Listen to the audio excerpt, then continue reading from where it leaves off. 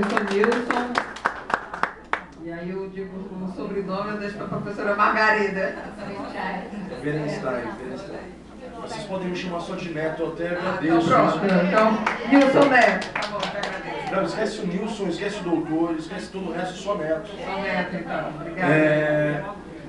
Bom, queria dizer o seguinte, frente a tudo isso que foi dito, eu fico lembrando o que o Engels um dia disse sobre a sociedade capitalista, de que se trata de uma guerra.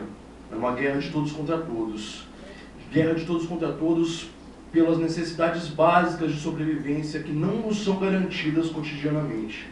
Essa guerra, ela atinge não só as classes, classe contra classe, que é uma guerra importante da gente ter em consideração cotidianamente, mas também dentro da nossa própria classe se estabelece uma guerra.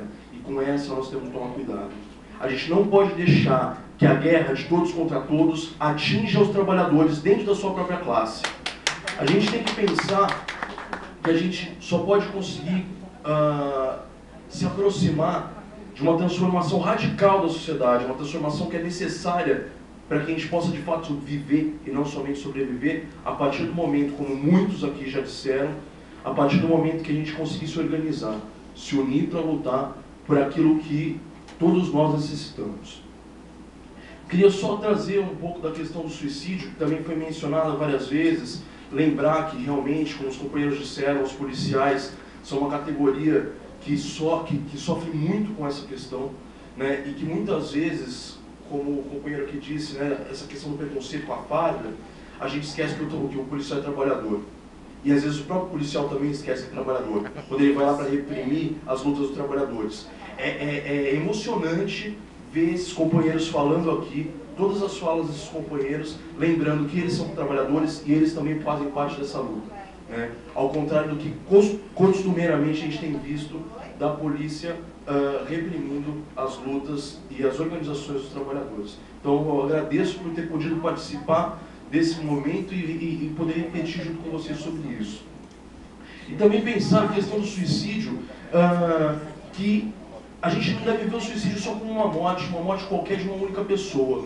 É muito fácil, em relação ao suicídio para a sociedade, simplesmente abrir mão dessa questão e falar assim, olha, é um problema pessoal, né? Ele tinha já um problema psíquico ou um problema de saúde específico que o levou à morte. Na verdade, a sociedade está matando essas pessoas. Esses suicídios, como bem apontou a Margarida, na verdade devem ser vistos muitas vezes como assassinatos. As pessoas são alienadas da convivência cotidiana por si mesmas. E são muitas vezes levadas a achar que elas querem abandonar a vida, enquanto na verdade o capital quer que elas abandonem a vida. Então, a gente não deve ver como a morte de uma única pessoa ou de uma pessoa qualquer. A gente tem que ver a morte do trabalhador como uma morte da classe trabalhadora, uma morte de alguém que faz parte da nossa luta. E isso deve nos afetar para que nós possamos fazer algo em relação a isso. A Margarida, quando a gente estava vindo para cá, ela lembrou bem uma questão de que todas essas revoltas que estão acontecendo no Oriente Médio, a boa parte delas surgiram pelo suicídio de um trabalhador que, cansado de viver a vida lastimável que ele estava sendo obrigado a viver, ele atirou fogo no próprio corpo. E os outros trabalhadores, frente a essa questão, se mobilizaram para lutar por algo diferente do que estavam vivendo. E da mesma forma que aconteceu lá, a gente tinha que tomar como exemplo e fazer acontecer em todos os outros lugares. Acho que era rapidamente essa reflexão que eu queria fazer com vocês, e nos outros dias a gente pode pensar um pouco mais juntos. Obrigado. Obrigada, né?